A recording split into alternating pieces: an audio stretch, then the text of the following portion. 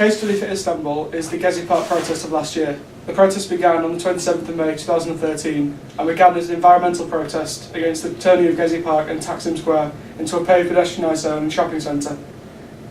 This was met with riot police and tear gas. Turkish television was censored, while CNN International was reporting live from the park. CNN Turkey was broadcasting a documentary about penguins. Despite this, the protest managed to gain momentum and meaning. The small protest in a park became the catalyst for further civil unrest throughout Turkey. And whilst the initial protest ended in August 2013, protests still continue to this day. The park became a symbol for the Turkish people to fight against the mass construction of Istanbul, as well as against the government's brutal reactions to the protests themselves. Okay, so our case study in Berlin is the squatting movement in the 90s in East Berlin. And, well, squatting is just unlawfully occupying an uninhabited building or a piece of land. So just to give you a quick overview of how the movement came about.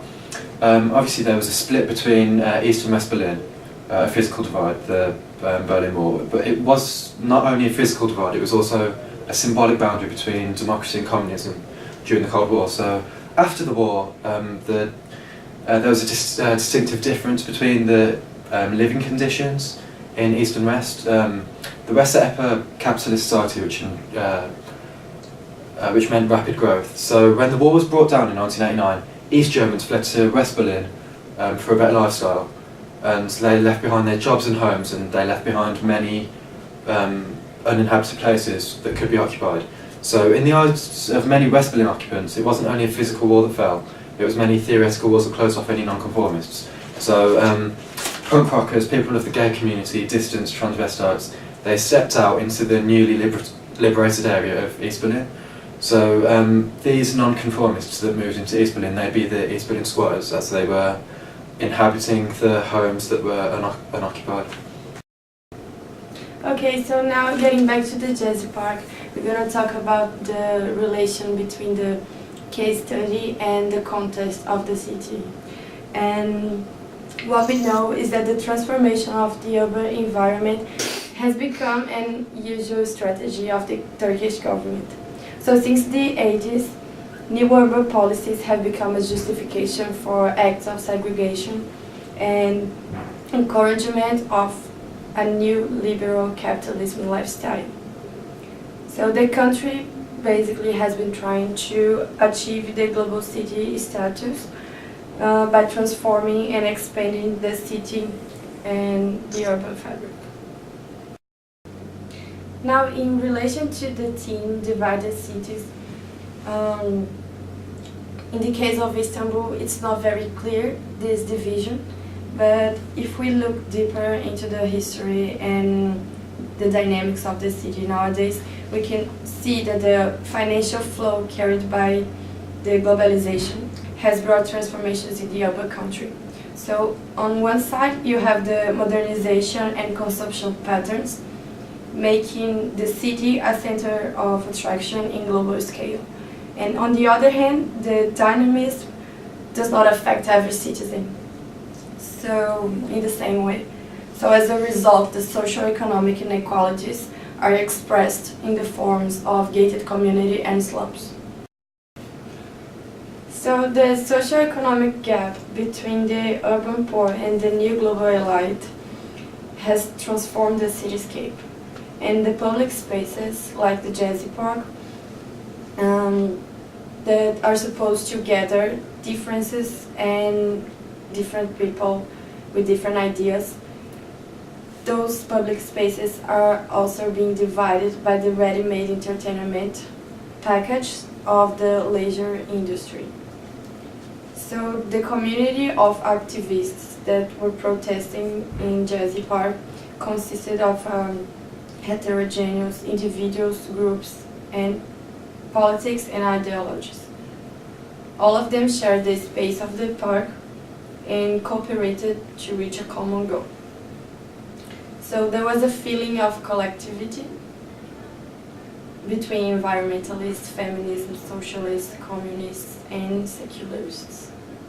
So at the end of War II, there was a division of Germany and Berlin, and the two sides were under different politics and different ideologies. So the post-war scenario that they found was basically destruction. So they had to restructure the urban planning under those two different ideologies. The East, that was under the socialist government, was more concerned about realism, classicism, and the memory. So the urban planning and architecture was more related to the German heritage and the identity of Berlin, basically. And while West was more interested in progress, functionalism, and modernism. So the architecture and urban planning was really modernist, and they even had like a competition to decide the urban planning. So the West was developing really fast. They were facing progress towards globalization and modernity. East was having a really slow progress, and they created the wall to stop the Eastburners to going to the other side. So after the fall of the wall, it was like the big exodus from the East because they finally had a chance to go west. And so that resulted in a lot of vacant buildings in the East and a shortage in accommodation in the West. So the early 90s was a period of turnaround and reunification of Germany. So there was actually a power vacuum and like a lawless scenario. So a lot of young people came from West and other parts of Germany and later on from Europe and started occupying those vacant buildings from East. It was basically a celebration of freedom, like we don't have those strict laws anymore, we can do whatever we want. There were artists, writers, anarchists. So they started to occupy the building. It created like this really multicultural expression community in the place. And also in the West, they started a criticism of the wall and the whole division thing through street art. So that later on became the East Side Gallery. So this first act of like starting to criticize the government through street art became stronger and stronger in Berlin. And today the city is one of the biggest art scenarios of Europe. So back in the 90s, those squats became a subversive community. They had an alternative lifestyle. The scenario was like desolated street, empty house, so people felt like they could do whatever they want. They felt like they were working in a clean state. Most of the city's unique personality was born in this moment. But in 91 and 92, the authorities got back together with the unification of Germany and they started evictions in those squats, which created actually urban riots. But at the end, like, they had to leave the squats. So in early 2000s, the Berlin major states, Berlin is poor but sexy, because with all those vacant buildings of the city, the rents were really low and the art scene was really strong. So they started attracting a lot of like young people, artists, musicians and stuff, which started occupying Berlin and created the personality that the city has nowadays. So when we link both case studies, we can see that the gentrification appears at the same time as a global urban strategy, despite of their distinct dynamics. So this process can be seen as the transformation of undeveloped areas of the city in order to host tourists and the urban elites who need to consume symbolism. So both case studies are investigations of the relation between art and capital, how the art world, specifically its market, functions within the city and society.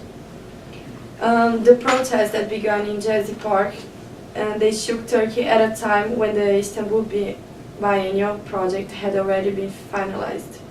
But at the same time, the marches and occupations brought with them many artistic interventions in the field. So the theme of the biennial was Mom, Am I a Barbarian? And in this context, barbarian refers to languages, especially the ones we don't know. So with this purpose, they were trying to say that the existing theories fall short to define new ways of living together and governance. But with art, we can find perhaps different possibilities for the collective imagination and the way we can understand the languages of the resistance.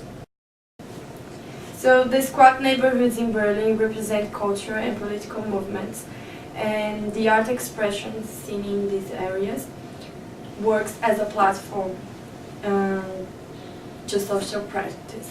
So in this case, the art seen in the streets, they are working, mediating the social exchange. In order to question the new liberal system, the work of art in the squats brings a sense of community and long-term socially engaged projects.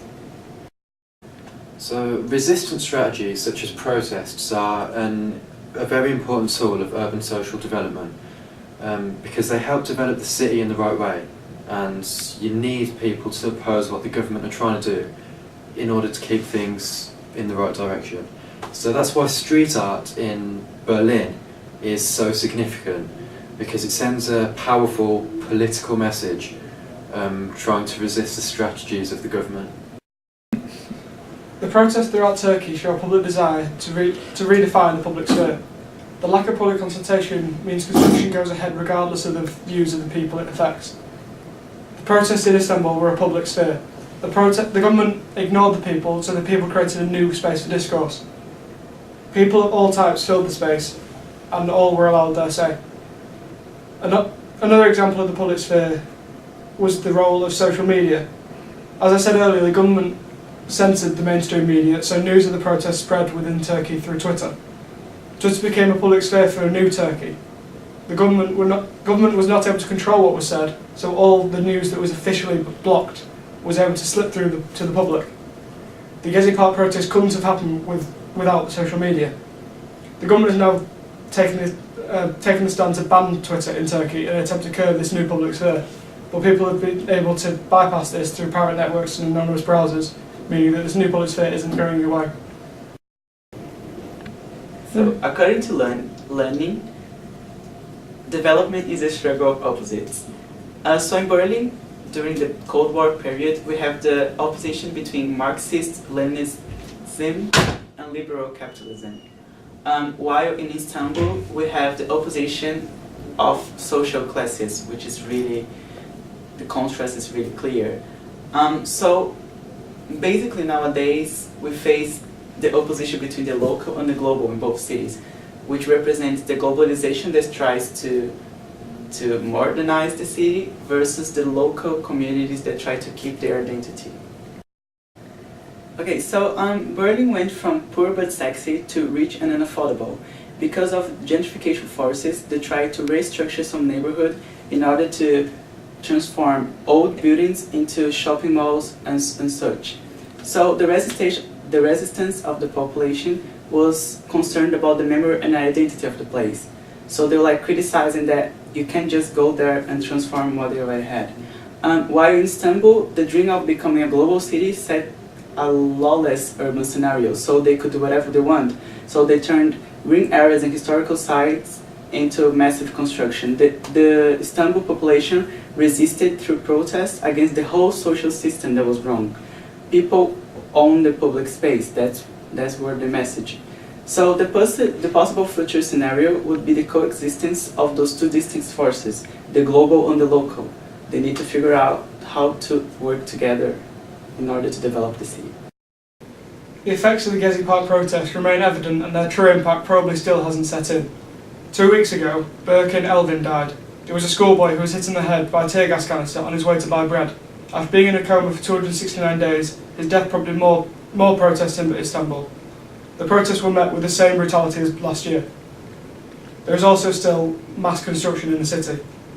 The cause of this could be seen that Istanbul is split between white Turks and black Turks. The white Turks are defined as urban, modern and secular, but the black Turks are defined as rural, conservative and religious, and Turkey is increasing on either side. The government seems to be trying to make Turkey outwardly modern but really more conservative, such as, for example, bikini adverts being painted over and shop owners are being pressured into stopping selling alcohol. The conflict between local and global has resulted in mass construction, making construction the largest industry in Istanbul and making Turkey's construction industry the second in the world, only to China. The government is building a global city with a traditional core. The new Muslim bourgeoisie are building mansions in neo-Ottoman style, And whilst the Gezi Park development was mostly generic in its architecture, its centrepiece was the rebuilding of an Ottoman military barracks. Okay, so the mass construction in Berlin demolishes all the abandoned buildings, replacing them with retail buildings and offices, etc. So the whole liberal aspect of East Berlin will be lost. And due to the globalisation of the city, they'd experience inflation and an increase in living expenses. So artists living in the area will no longer be able to afford to live there, which would mean they'd move to the periphery areas of Berlin, and the whole city of Berlin will become global. So what are the implications for the future of Istanbul? The construction shows no sign of slowing or stopping, and this could result in the destruction of all unnecessary green space, or what's deemed unnecessary. This will result in an increase in population up to a point that could just make the city completely uninhabitable. The mass construction could even result in bankruptcy for the city. Also, Istanbul will become a city of districts, each with different views. The modern and cosmopolitan won't stray into the conservative and religious, and vice versa. An article on Spiegel Online quotes another as saying, "From one day to the next, all female kindergarten teachers were wearing veils." Another quote from two pupils from Pandik on the east side of Istanbul says, "They call us dirty whores just because we're wearing short sleeves and short skirts." This modern cultural divide could result in more protests and could eventually mean that Istanbul becomes a city constantly controlled by the state with freedoms reduced, as evidenced by the violent